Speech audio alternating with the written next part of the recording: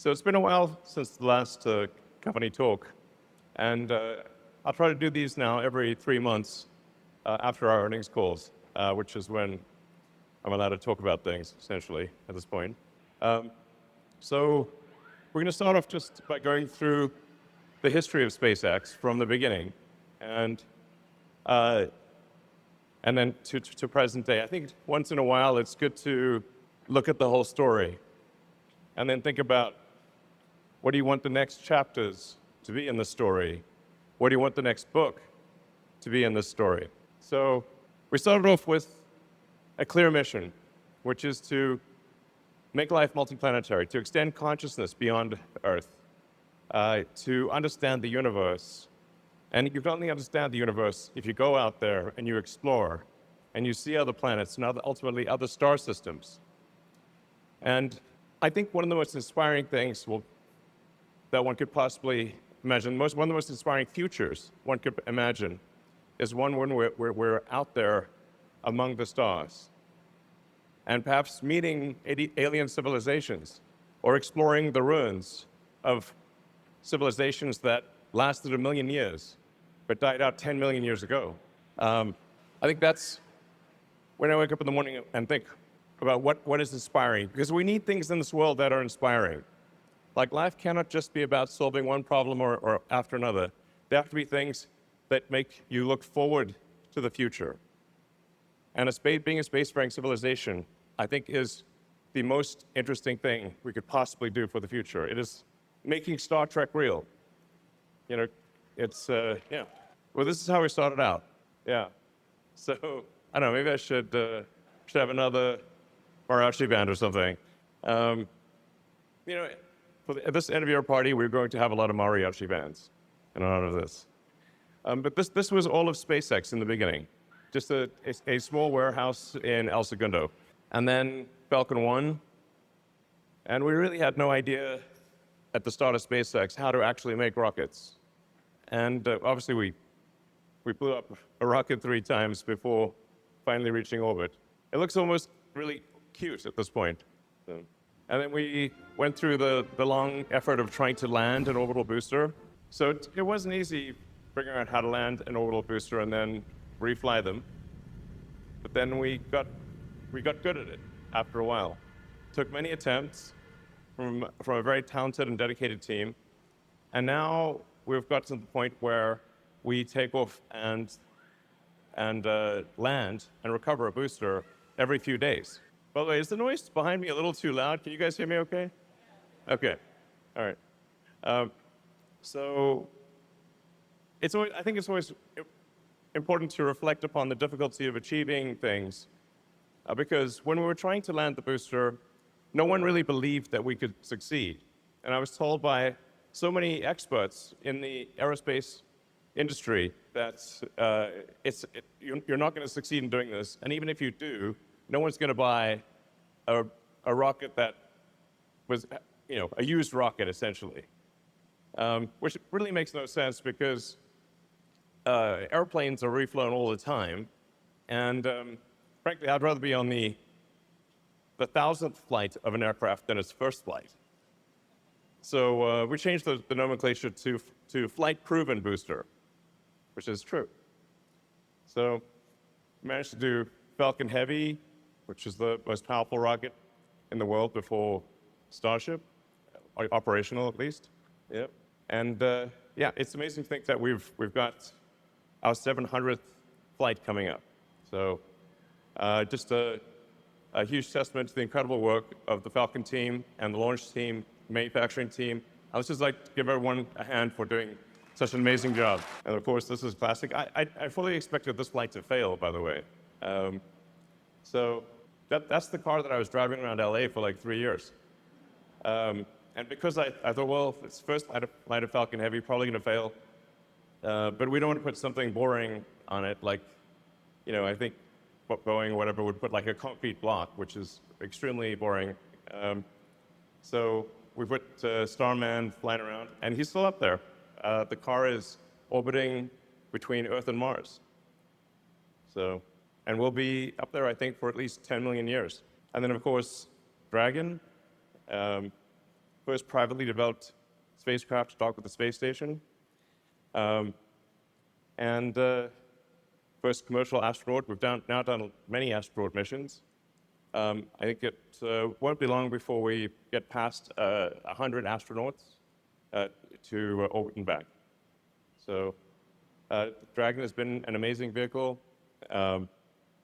So we've flown 78 crew members to date, and it's been an epic success. So I'd like to say congrats also to the Dragon team. Excellent work. And then Starlink, it's like, well, if you've got a rocket that can fly a lot, what do you fly on it? And so the Starlink team has built from nothing an entire global internet system. And it's the first high bandwidth global internet system ever to exist. And I actually think that down the road, it'll probably be, I think it'll probably do a majority of the internet. In fact, I think it might end up doing over 90% of all internet traffic on Starlink, so which is really incredible to think. Almost 11,000 satellites in orbit. That's more than twice as many satellites as everyone else combined. And with Starlink V3 and beyond, we'll go to 100,000 satellites. So that's really quite remarkable. It's quite difficult to build the internet in space, rebuild the entire internet in space, all of the hardware, all of the software, and yet the team has done it. So huge congrats to the Starlink team. Yep. So we're now in 167 countries, 22 million mobile subscribers, 13 million high bandwidth subscribers, and like I said, expect these numbers to increase by more than a factor of 10 over time. And long term, probably in fact, Cloudflare just recently mentioned that based on the current growth, they think probably AI traffic will be 1,000 times more than human internet traffic in 5 years. Like, let that sink in for a minute. You know, it's a lot of AI. And then we've got Starshield, which has become a vital part of national security. So there's limited. We can't say too much about Starshield for obvious reasons because it's top secret and stuff. But the Starshield team has done amazing work, and it is now a vital part of America's national security. So yeah, Starship is amazing. Wow. Hard to believe that humans made such a thing. I think the future AI will look back and say, not bad for a bunch of humans. So yeah, so Starship is obviously an incredible vehicle, and it's what will take us from roughly 2,500 tons to orbit per year to over 1 million tons to orbit per year, and I think maybe even to 10 million tons per year. These are mind-boggling numbers. But I'd say it's highly likely we do over 1 million tons a year to orbit with Starship, and probably close to 10 million, which is mind-boggling, obviously. But that's the kind of tonnage that you need in order to build a civilization on the moon, Mars, and beyond. If you can't deliver millions of tons to Earth orbit, you can't get the millions of tons that you need to the moon and Mars to make us a sustainably multi-planet species. So it's an incredible vehicle. Like I said, I think it's arguably the hardest thing that humanity's ever tried to do. And the Starship team has done an amazing job across the board with engines, avionics, structures, launch operations. So big hand for the Starship team. So where are things headed in terms of SpaceX AI? The wild thing is that probably our AI revenue, not probably, definitely, our AI revenue will exceed all other SpaceX revenue probably in September, like next month, and will significantly exceed all other SpaceX revenue in the fourth quarter. So AI has become an extremely important part of SpaceX's future. I think it's actually vital that we succeed in AI, not just in hardware, but also in software. So Yeah. The future is fundamentally AI and robots. Assuming civilization continues to progress, I think that AI will probably, the amount of digital intelligence will probably be more than 1 trillion times the amount of biological intelligence. So not sort of equal to human intelligence, but probably 1 trillion times higher. I'd say a billion times is an easy prediction, and probably 1 trillion. So as you harness more and more of the sun's energy, the ability to turn that into intelligence is fundamentally a digital computer thing, because it's pretty hard for humans to go live in deep space without any support. I mean, some of the math is interesting to think about, which is that if you increase civilizational energy usage, or the amount of energy that we have harnessed as a civilization by a factor of 1 million, you would still be using much less than 1/millionth of the sun's energy. Now, most of this is in deep space, obviously, but the future is very much AI, very much. And I suppose it was always going to be that way. But it's important that we have an AI that cares about humanity, that fosters humanity and helps take us to other planets and other star systems.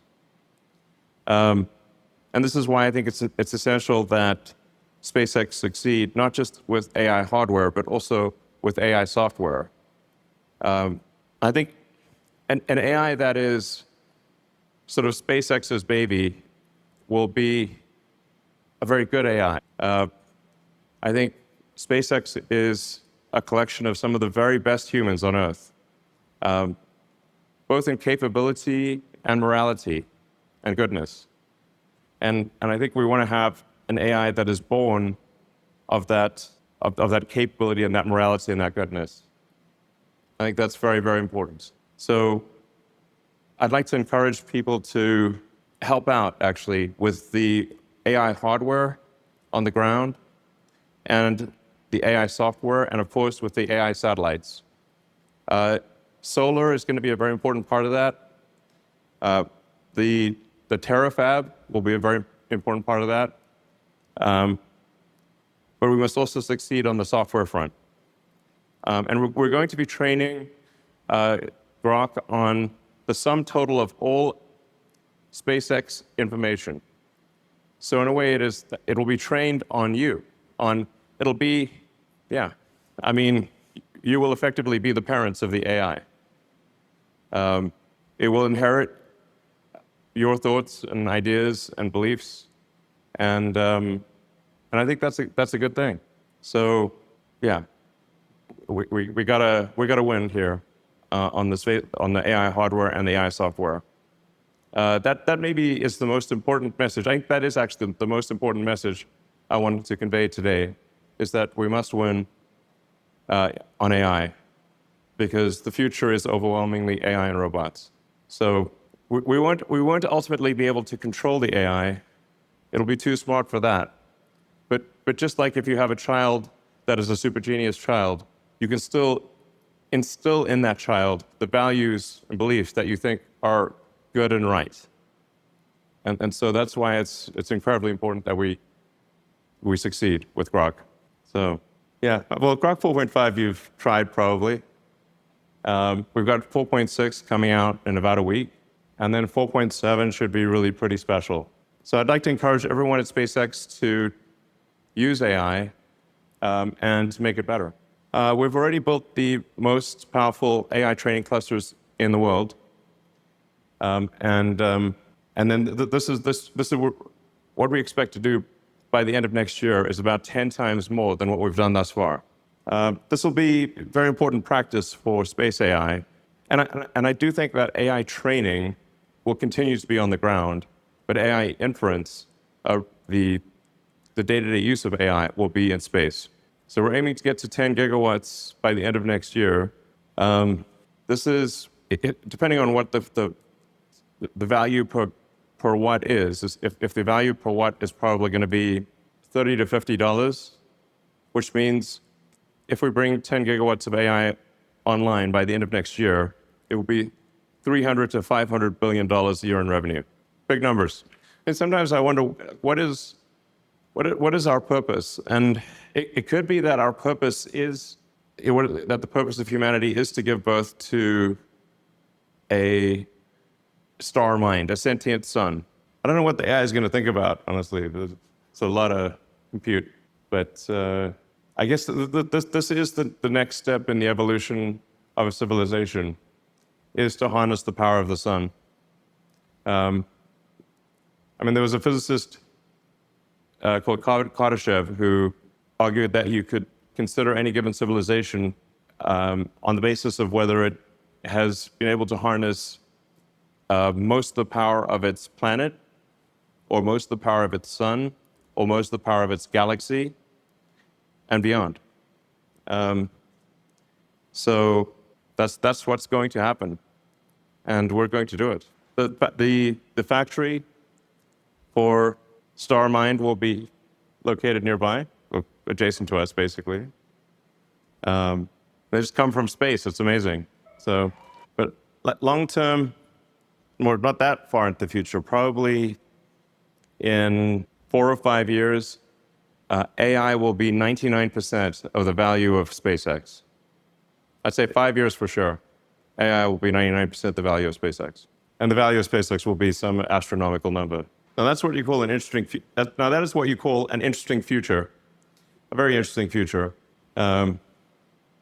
It's like Robert Heinlein's Moon is a Harsh Mistress, but mass drivers building AI compute on the moon and sending it into deep space. I'd really like to see that thing in operation. One of the nice benefits of this also is that anyone at SpaceX who wants to go to the moon or Mars will be able to go in the future. You have my word. It'd be pretty fun to have a party on the moon, jumping around, So yeah, it will be an incredibly exciting future, where we're a spacefaring civilization, and there are people on every part of our solar system, and eventually going to other star systems. So I think this will happen. So yeah, and you're going to make it happen. So thank you.